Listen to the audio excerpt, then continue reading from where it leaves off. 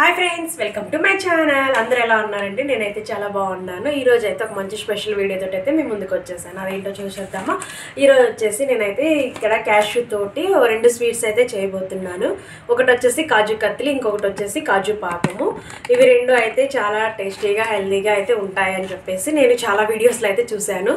ఇంకా ఇక్కడ వచ్చేసి నేను కాజు పాకం అనేది నేను చాలా రోజుల నుంచి చూస్తున్నాను, ట్రై చేద్దాం అనుకుంటున్నాను. కాకపోతే కొంచెం కాస్ట్లీది కదా, ఆ రిస్క్ తీసుకోవడం ఎందుకనేసి ఆలోచిస్తూ ఉన్నాను. కానీ ఈ మధ్య నేను బిగ్ బాస్ రివ్యూ అయితే సీరు 65 అనే ఛానల్లో అయితే చూస్తున్నాను. అదే స్వాతి పికిల్స్ అని వాళ్ళు చేస్తున్నారు కదా. సో వాళ్ళని చూసి వాళ్ళు చేస్తున్నారు కదా, నాకు టేస్ట్ చేయాలనిపించింది. కానీ వాళ్ళ వెబ్సైట్లో చూస్తే ప్రైసెస్ అనేది కాజు పాకం అనేది రేట్ కొంచెం ఎక్కువే ఉంటుంది కదా. సో అంత రేటు పెట్టి పైగా ఇక్కడ దాకా డెలివరీ ఎలా వస్తుందో తెలియదు కదా. సో సరే ఒకసారి ట్రై చేద్దాము ఏమవుతుంది అని చెప్పేసి అయితే ఇప్పుడు నేనైతే ట్రై చేయబోతున్నాను. సో ఆ వీడియో అయితే మీతో అయితే షేర్ చేసేసుకుంటాను. ఇక్కడ వచ్చేసి నేనైతే ఫ్రెష్ క్యాష్యూ అయితే తీసుకున్నాను. ఇవైతే నార్మల్ లావుగా ఉంటాయి కదా, అవి మంచి క్యాష్యూ అని చెప్పి అయితే తీసుకున్నాను. నాకైతే ఇవి హాఫ్ కిలో వచ్చేసి 500 అయితే పడ్డాయి. సో ఇప్పుడైతే మనం ప్రాసెస్ అయితే కంటిన్యూ చేసేద్దాము. ముందుగా కాజు కత్లీ చేద్దామండి. కాజు కత్లీ కోసం అయితే ఒక 1.5 కప్పు క్యాష్యూని నేను మిక్సీ పట్టి పౌడర్ అయితే చేసేసుకోవాలి. సో నేను ఫస్ట్ అయితే ఆ పని చేస్తాను. Let's continue the video. కాజుని పౌడర్ చేయడం కోసం అయితే ఇక్కడ నేను కాజు కత్లీ కోసం చేస్తున్నాను కదా. సో ముందుగా అయితే నేను 1.5 కప్ ఆఫ్ క్యాష్యూ తీసుకున్నాను. వాటిని అయితే ఎలాంటి ఫ్రై ఏం చేయకుండా నార్మల్గా పల్సిస్తూ మిక్సీ పట్టుకోవాలి. అది కంటిన్యూషన్గా అయితే చేయకూడదు. అలా చేస్తే కాజులో నుంచి ఆయిల్ అనేది బయటకు వచ్చి అదైతే పేస్ట్ లాగా అయితే అవుతుంది. ఇంకా అలా అవ్వకుండా ఇలా పౌడర్గా పల్సిస్తూ చేసుకున్నామంటే ఇలా పౌడర్ లాగా అయితే వస్తుంది. ఇలా ఒక జల్లెల్లో వేసేసుకొని దాన్ని పిండిని పోయి బాగా జల్లించుకోవాలి. అప్పుడైతే మనకి పిండి అనేది అయితే సాఫ్ట్గా అయితే వస్తుంది కదా. లేదంటే కొన్ని గడ్డలాగా ఉంటాయి అనేసి అలా చేస్తాము. ఇంకా లాస్ట్లో అయితే కొంచెమే వచ్చేసింది కాబట్టి ఇంక నేనైతే ఒకసారే చేశాను. ఇంకా తర్వాత ఇంక మొత్తం అయితే మిక్స్ చేసేసి పక్కన పెట్టేశాను. ఇంక ఇప్పుడు వచ్చేసి దీనికి పాకం కోసం అయితే ఇక్కడ నేనైతే ఒక మిస్టేక్ చేశాను. అదైతే లాస్ట్లో చెప్తాను, మీకు చూసేయండి. సో ఇక్కడైతే ఇప్పుడు పాకం పట్టేసుకోవాలి. సో ఇక్కడైతే 1.5 కప్పు జీడిపప్పుకి నేను 3/4 కప్పు షుగర్ అయితే తీసుకున్నాను. అందులో ఒక 100 ml వాటర్ అయితే యాడ్ చేసేసుకొని ఒక స్ట్రింగ్ కన్సిస్టెన్సీ లాగా, అంటే ఒక తీగ పాకం లాగా వచ్చేలాగా అయితే చేసుకోవాలి. అంతే. దీనికోసం అయితే నెయ్యి, ఇంకా అలాగే ఇలాచీ పౌడర్ ఉంటుంది కదా. సో ఇలాచీ పౌడర్ని కూడా అయితే యాడ్ చేసేసుకోవాలి. అది ఇక్కడ మనకి షుగర్ అనేది కొంచెం కంప్లీట్గా మెల్ట్ అయిన తర్వాత కొంచెం స్టిక్కీగా వచ్చినప్పుడు అయితే మనం పౌడర్ని అయితే జీడిపప్పు పౌడర్ని యాడ్ చేసి అలా ఉండలు లేకుండా అయితే కలుపుకోవాలి. ఇది వన్స్ మనకి బాగా, అంటే మనం పిండిని ఎలాంటి ఫ్రై అలా ఏం చేయలేదు కదా. సో దానిలో ఉన్న ఆయిల్ కూడా బయటకు వచ్చేసి మనకి ఈ పేస్ట్ అనేది అయితే ప్యాన్కి సపరేట్ అవ్వాలి. అప్పుడు దాకా మనం ఆపకుండా కలుపుతూనే ఉండాలి.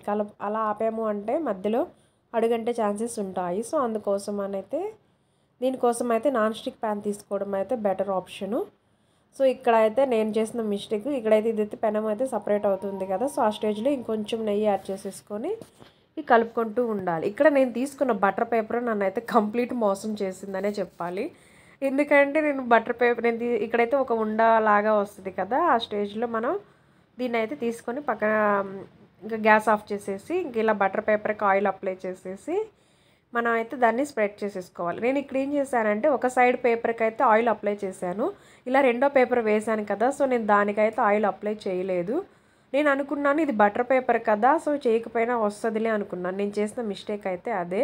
సో ఇంకా దానివల్ల నాకైతే వీడియో తీయాలని ఇంట్రెస్టే పోయింది. ఇంకా సో నేను తర్వాత ఎలాంటి వీడియో అయితే షూట్ చేయలేదు. ఇక ఇక్కడ వచ్చేసి తర్వాత కాజు పాకం అయితే చేద్దాము అని అయితే ఇక్కడ కాజుని ఆల్రెడీ ఎయిర్ ఫ్రైయర్లో ఫ్రై చేసుకొని అయితే పక్కన పెట్టేసుకున్నాను. ఇక్కడ వచ్చేసి 1 కప్పు కాజుకి 1 కప్పు బెల్లం తీసుకున్నాను. వాటిలో కొంచెం వాటర్ వేసుకొని అయితే పాకంలాగా పట్టేసుకొని ఇంక ఇలా పాకం 1 స్ట్రింగ్ కన్సిస్టెన్సీ వచ్చిన తర్వాత లో ఫ్లేమ్లో పెట్టేసేసి మంట ఇలా కలుపుతూ ఉండాలి. అప్పుడే మనకి ఆ పాకం అనేది అయితే కాజుకి బాగా అంటుకుంటుంది. అప్పుడైతే కాజుకి బాగా పాకం అంటుకుంటే టేస్ట్ అనేది అయితే చాలా బాగా అయితే వస్తుంది. నాకైతే ఇది నేను చాలా రోజుల నుంచి నాకైతే ఈ కాజు పాకం తినాలి అని అయితే ఉంది. కాకపోతే అది కొంచెం కాస్ట్లీ కదా అనేసి నేనైతే ఇప్పుడు వాటికి ట్రై చేయలేదు. కాలేజీలో ఉన్నప్పుడు అప్పుడైతే మాకైతే ఇది కొంచెం కాస్ట్లీ ఐటమే. సో అందరూ కొంతమంది తీసుకొచ్చుకుంటా అంటే ఓకే ఇది తినాలి, బేకరీకి అలా వెళ్ళినప్పుడు చూస్తుంటాము, తినాలి అనుకుంటాము. కాకపోతే ఆ కోరిక అయితే ఇప్పటికి తీరింది.